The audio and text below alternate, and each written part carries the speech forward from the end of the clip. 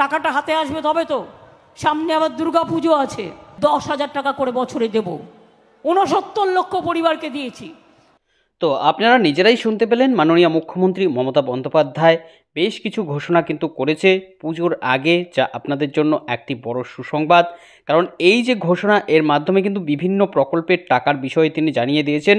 পুজোর আগে উপভোক্তারা এইসব প্রকল্পের মাধ্যমে টাকা পাবে, কারা কোন প্রকল্পের মাধ্যমে সুবিধা পাবে, কাদের অ্যাকাউন্টে কত টাকা করে দেওয়া হবে, এ নিয়ে কিন্তু মাননীয় মুখ্যমন্ত্রী মমতা বন্দ্যোপাধ্যায় সরাসরি এই ঘোষণায় জানিয়ে দিয়েছেন। তাই বুঝতেই পারছেন, আপনি যদি পশ্চিমবঙ্গের একজন বাসিন্দা হন তাহলে এই ভিডিওটি আপনার জন্য খুবই উপকারী। তাই আপনারা এই সম্বন্ধে ভালোভাবে জানতে অবশ্যই ভিডিওটিকে একটু স্কিপ না করে শেষ পর্যন্ত খুব ভালো করে দেখে নেবেন। তো চলুন সরাসরি আমরা দেখে নেই মাননীয় মুখ্যমন্ত্রী আর কি ঘোষণা করেছেন। বিনা পয়সায় রেশন দেবো। আপনারা বিনা পয়সায় রেশন পাচ্ছেন? যারা চাইছেন,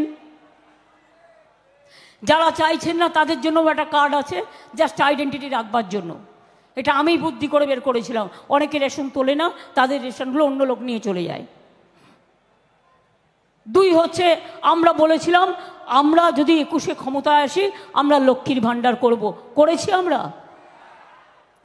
আমরা বলেছিলাম আমরা যদি ক্ষমতায় আসি আমরা চাষিদের 10,000 টাকা করে বছরে দেব, দিয়েছি। আমরা বলেছিলাম স্টুডেন্টদের জন্য 10 লাখ টাকা করে স্মার্ট কার্ড করব, করেছি। এছাড়াও যেগুলো বলিনি তার মধ্যে সবুজ সাথী সাইকেল থেকে শুরু করে, স্মার্টফোন থেকে শুরু করে, ঐক্যশ্রী থেকে শুরু করে, কন্যাশ্রী থেকে শুরু করে, শিক্ষাশ্রী থেকে শুরু করে, রূপশ্রী থেকে শুরু করে, মেধাশ্রী থেকে শুরু করে, ওবিসি থেকে শুরু করে, কি করিনি বলুন তো?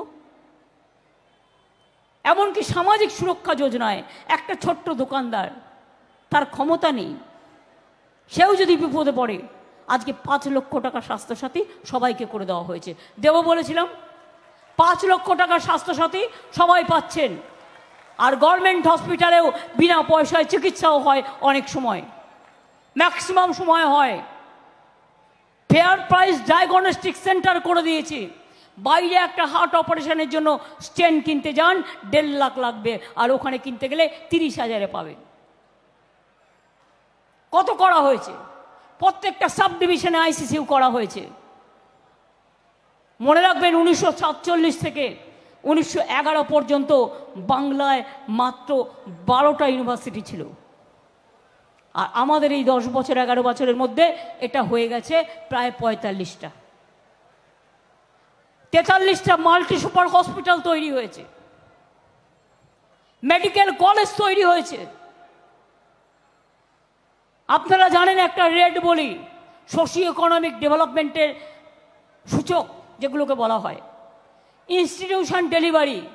আমরা যেমন বাড়িতে জন্মেছি, তাই আমার বয়স 5 বছর আমার বাবা মা বাড়িয়ে দিয়েছে। আমি কি করব? দাদা আমার থেকে ছোট, আমি দাদার থেকে বড়, কিছু করার নেই। কিন্তু এখন সেটা নয়, এখন হচ্ছে ইনস্টিটিউশন ডেলিভারি হচ্ছে। যখন আমরা ক্ষমতা এলাম তখন এটা সংখ্যায় ছিল 60%, আর আজ কত হয়েছে জানেন? 99% করে দিয়েছি।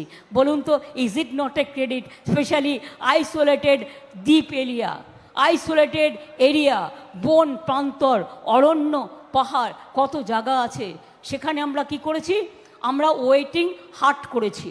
বাচ্চা জন্মাবার আগে মাকে তুলে এনে এসে রাখা হয়, এবং তারপরে যখন বাচ্চা জন্মাবার সময় হয় তাকে হসপিটালের পাশেই ট্রান্সফার করে দেওয়া হয়। ওয়েটিং হাব করা হয়েছে।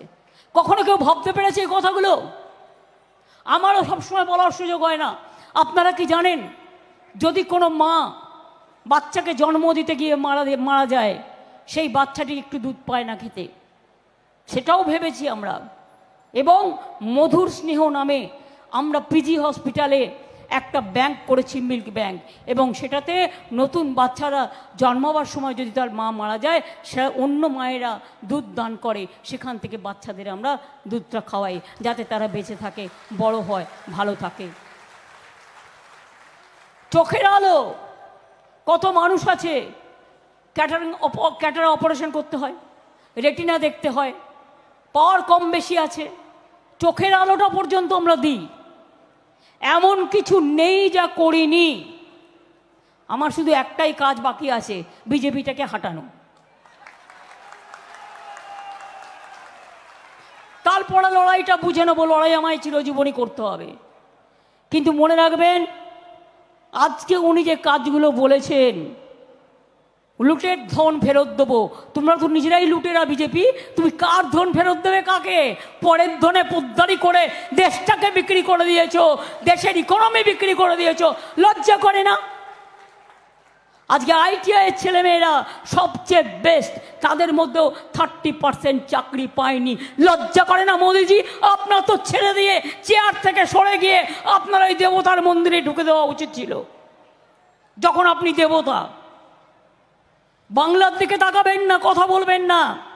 আপনার সারা ভারতবর্ষের যে GSDP গ্রোথ, তার থেকে আমি অন্তত 3% এগিয়ে আছি। আমাদের বাংলায় 40% দারিদ্রতা কমেছে। আমরা ইন্ডাস্ট্রি ফর ইন্ডাস্ট্রি তৈরি করছি। বাংলায় 6টা ইকোনমিক করিডোর তৈরি হচ্ছে। বাংলা স্মল স্কেল ইন্ডাস্ট্রিতে ইন্ডিয়াতে নাম্বার 1। 100 দিনের কাজে আমরা 1 নম্বর ছিলাম 3 বছর, ভারত সরকারের সার্টিফিকেট। তাই 100 দিনের কাজে গরিব লোকগুলোকে টাকা দিল না। যে লোকগুলো মাথায় মুঠোয় করে নিয়ে যায় মাটি, রাস্তা কেটে পরিষ্কার করে, ধুলো পরিষ্কার করে, 3 বছর তাদের টাকা দেয়নি, আর 100 দিনের কাজও দেয়নি। আমরা বলেছিলাম না দিলে আমরা দেবো, আমরা দিয়েছি। 69 লক্ষ পরিবারকে দিয়েছি। আর শুধু তাই নয়, কর্মশ্রী প্রকল্পও চালু করে দিয়েছি। ওই 100 দিনের কাজের মতোই ওরা কাজ পাবে, ওরা কাজ করবে, এবং ওরা কাজ করবে, টাকা রাজ্য সরকার দেবে। সবাইকে নাকি উনি পাকা বাড়ি দেবেন, বুঝুন। আপনাদের যাদের সবার পাকা বাড়ি, সব নাকি উনি করে দিয়েছেন। কি লোক ভাই, আশ্চর্য! ম্যাজিশিয়ান, ম্যাজিশিয়ান না টেকনিশিয়ান, আমি বুঝতে পারছি না কি, কখন যে কি বলে ভগবান জানে। 43 লক্ষ বাড়ি আমরা করে দিয়েছি, এবং আগামী ডিসেম্বর মাসে এই ঘর বাড়ি পড়ে গেছে লোকগুলোর কি অবস্থা। জলপাইগুড়িতেও পড়ে গিয়েছিল। 11 লক্ষ পাকা বাড়ি আমরা আমাদের রাজ্য সরকার থেকে আবার করে দেবো। একটা কাজ তো রেগুলার হতে পারে না, আস্তে আস্তে টাকা জমাবো, তারপরে করব। টাকাটা হাতে আসবে তবে তো। সামনে আবার দুর্গা পুজো আছে, বাংলার নানা উৎসব আছে, চলছে, এ তো চলেই। আর লক্ষ্মীর ভাণ্ডার উঠিয়ে দেবো। আমি বলি মা বোনেরা, যতদিন বাঁচবেন, 60 বছর নয়, লক্ষ্মীর ভাণ্ডার ততদিন পাবেন, জিন্দেগি ভোর পাবেন। এটা আপনাদের সম্মান, এটা আপনাদের গরিমা, এটা আপনাদের, আমার মায়ের স্মৃতিচিহ্ন, এটা থাকবে। মায়েরা আমাদের ঘরের গর্ব।